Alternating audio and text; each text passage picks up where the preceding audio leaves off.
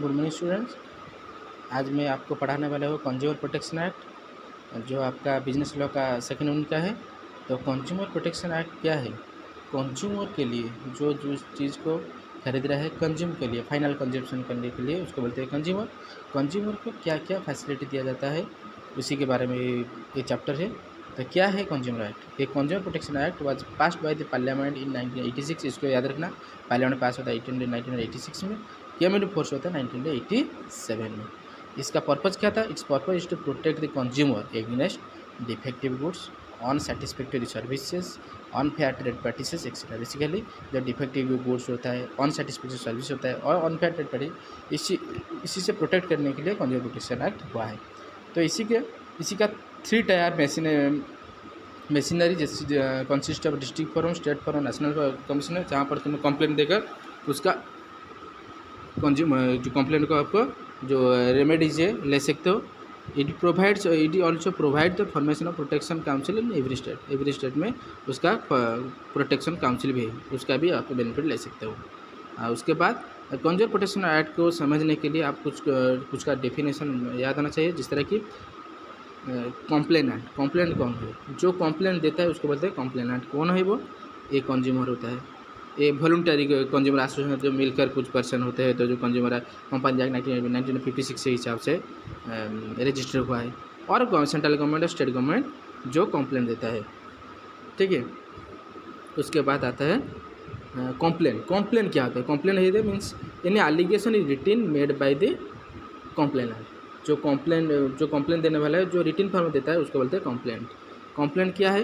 N unfair trade practices और restricted trade practices has been adopted by any trader, और एक है goods bought by him और agree to be bought by him suffer from one और more defect. जो goods खरीद रहे हो मगर खरीद रहे हो और खरीदने वाले हो उनमें से कुछ डिफेक्ट है, और उसके बाद सर्विस कुछ हायर किया हो, अवेल किया हो, उनमें से कुछ डेफिशिएंसी है।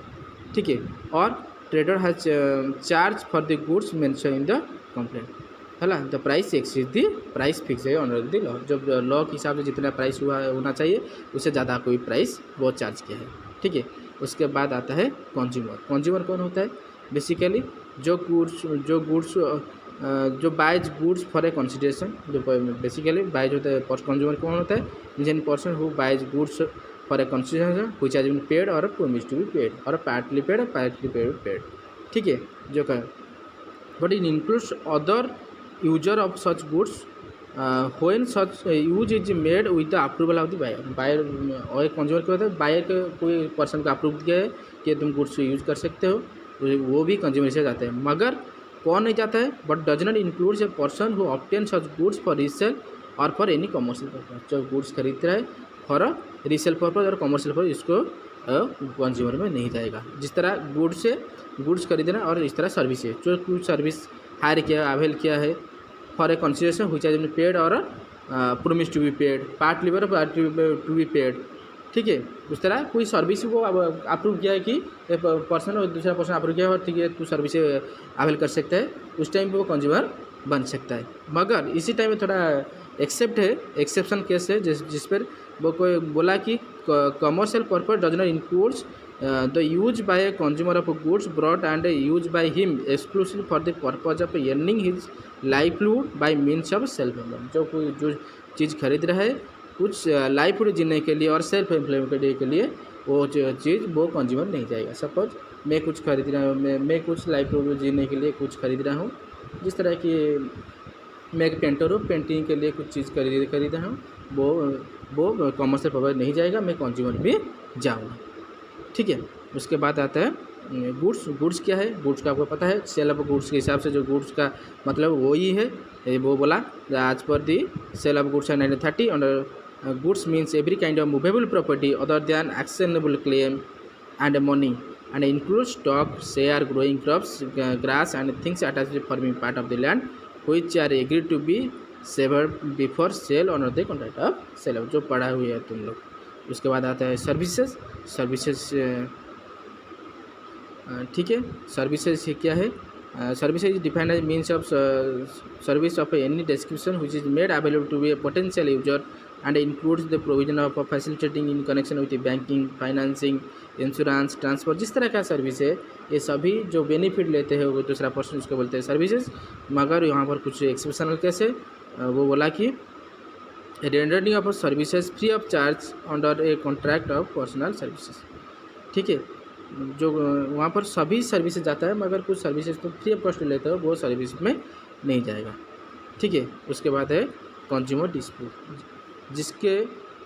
जिसके बारे में तो कंप्लेन कर रहे हो वो है और consumer dispute means dispute where a person against whom a complaint has been made, denied और dispute the allegation contain in the complaint, जिसके बारे में कंप्लेन है वो है कंज्यूमर डिस्प्यूट। इसके बाद है रेस्ट्रिक्टेड प्रैक्टिस, जो प्रैक्टिस को बेसिकली क्या क्या है, it is one which is tends to bring about manipulation of a price of which it condition of a delivery or to affect flow of supply in the market electronic goods and services such manner to impose on the consumer unjustified cost and restrictions। Cost जितना है उससे ज़्यादा ले रहे और कुछ restriction हुआ है मगर उसी चीज़ को बेच रहे वो वाला है। और कुछ unfair trade practices, unfair trade trade के लिए जो मोनोपोलिस्ट रेस्ट्रिक्टेड ट्रेड प्रैक्टिस बताए गए हैं वो क्या है, उनमें चाहे falsies representation of the goods, कुछ गुड्स दिखाया फॉल्स, कुछ गुड्स दिखाया मगर कुछ गुड्स दे दिया फॉल्स रिप्रेजेंटेशन किया, और किस फॉल्स फैक्ट कुछ गुड्स के बारे में कुछ फॉल्स फैक्ट दे दिया, और रिप्रेजेंट दैट द सेलर और supplier has sponsor the goods, वो बोला कि मेरा स्पॉन्सरशिप है मगर बाद में चला कि वो कोई स्पॉन्सरशिप सप्लायर स्पॉन्सरशिप नहीं है। और एक है make a false and misleading representation concerning the need for the usefulness of the any goods और services, make an false misleading fact दिया, जो यूज करने का जो मिसलीडिंग फैक्ट दे रहा है वो भी अनफेयर ट्रेड में जाता है। और आता है डिफेक्ट और पोर्शन और डिफिशिएंसी। डिफेक्ट क्या है, बेसिकली गुड्स के बारे में जो कुछ होता है, बेसिकली फॉल्ट, इनपरफेक्शन और shortcoming in the quality, quantity, potential, purity, standard which required to be maintain by और under the any law for the timing force और अंडर द कॉन्ट्रैक्ट एक्सप्रेस और इम्प्लाइड, जो contract में लिखाया गया और law बताया कि इस तरह का क्वालिटी और स्टैंडर्ड रहना चाहिए। बेसिकली गुड्स के लिए डिफेक्ट यूज होता है और सर्विस के लिए वो होता है कि डेफिशिएंसी, सेम थिंग है मगर गुड्स के लिए यूज होता है डिफेक्ट और सर्विस के लिए यूज होता है डेफिशिएंसी। और पर्सन आपको पता है, पर्सन तो सभी पर्सन होता है, वहाँ पर इंक्लूड होता है फार्म भी होता है, रजिस्टर और नॉट, हिंदू अनबिरा फैमिली जाता है, कोऑपरेटिव सोसाइटी जाता है और अदर एसोसिएशन वो register on the society registration act और नॉट, सभी पर्सन जाते हैं यहाँ पर।